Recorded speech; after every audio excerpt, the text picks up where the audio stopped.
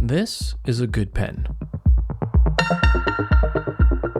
This is a great pen. This is a good avocado. This is a great avocado. Yay! This is a good dive watch. This is a great dive watch. Picture this, it's 1953. Now, imagine if you can an industry booming with potential. Offshore oil deposits meant companies were eager to hire dedicated, mission-focused diving professionals that could reach the depths necessary to detect, prep, and work a new underwater oil site.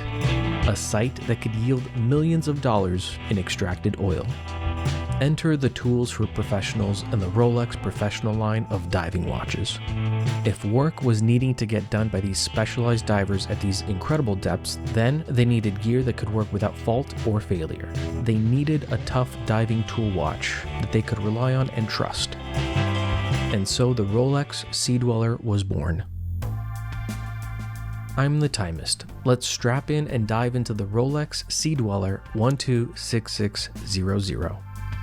Let's leave 1953 behind and fast forward to 2017 when Rolex introduced the current generation of the Sea Dweller. But first, let's establish a few things.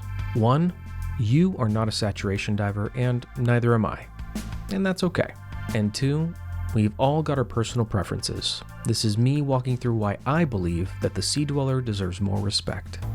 Because if we're being honest, if we were to imagine the Submariner and the Sea Dweller as being budding divers, we all know the Submariner would be talking about how it was planning on diving in the San Juan Islands.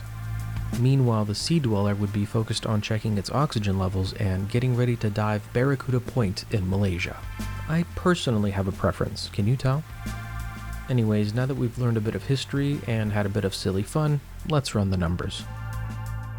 The case material is 904L steel. Diameter is 43 millimeters. Case thickness is 15.9 millimeters.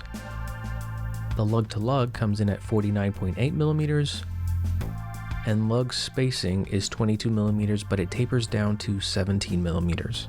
Weight comes in at 195 grams on a full bracelet. And the water resistance comes in at a very respectable 1,220 meters or 4,000 feet. Inside beats the heart of the caliber 3235 and it has a power reserve of 70 hours. Crystal on the front is sapphire and this watch in 2023 retails at $13,250 US. Getting a little more in depth, the 126600 Sea Dweller was launched as the 50th anniversary release of the Sea Dweller line in 2017. It has a 60-minute graduated marker bezel with the markers being PVD-coated platinum, and with the bezel itself being made of Cerachrome ceramic. And actuating said bezel sounds like this.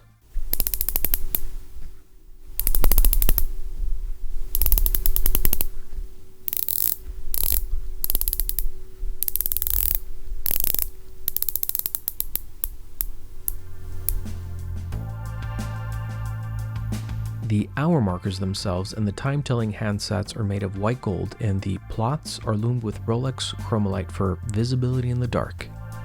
Taking a closer look at the matte black dial, we see the red line of text that reads Sea Dweller, which is a historical nod to the rarest prototype Sea Dwellers made back in 1967. This is one of my favorite features. And to the right of that, we see the date complication that's magnified by the Cyclops lens.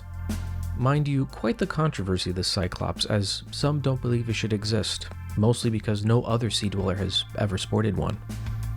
Turning the watch, we see the helium escape valve, which is actually spring-loaded and partially made of titanium.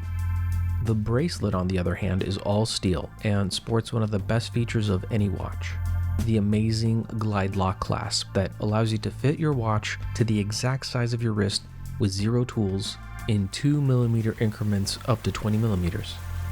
I tell you, if every watch had this, the world would be a better place.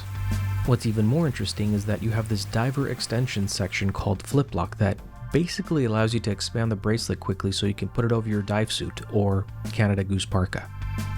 An even closer look at the bracelet shows that it's completely brushed, save for the sides of the links. They're actually polished. This also actually extends to the case itself, where we see flanks are polished, as is the crown guard itself. The bezel knurling, that's different as well. It's more pronounced and sharp when compared to other Rolex watches that have a rotating bezel. Here's a fun fact that you could share with your fellow watch friends and relatives that know nothing about watches. This Sea Dweller is one of the very few Rolex watches that actually has some sort of writing on the case back. So that's pretty cool. Moving inside the watch case, we have the Rolex 3235 movement, which boasts a 70-hour power reserve that's kept wound by the monoblock rotor, which it itself rides on ball bearings. It also sports a parachrome hairspring, meaning that it's a lot more anti-magnetic thanks to the fact that it's made from niobium and zirconium. Eat your heart out, Tony Stark. And speaking of the internals, they're all protected thanks to the trip-lock screw-down crown.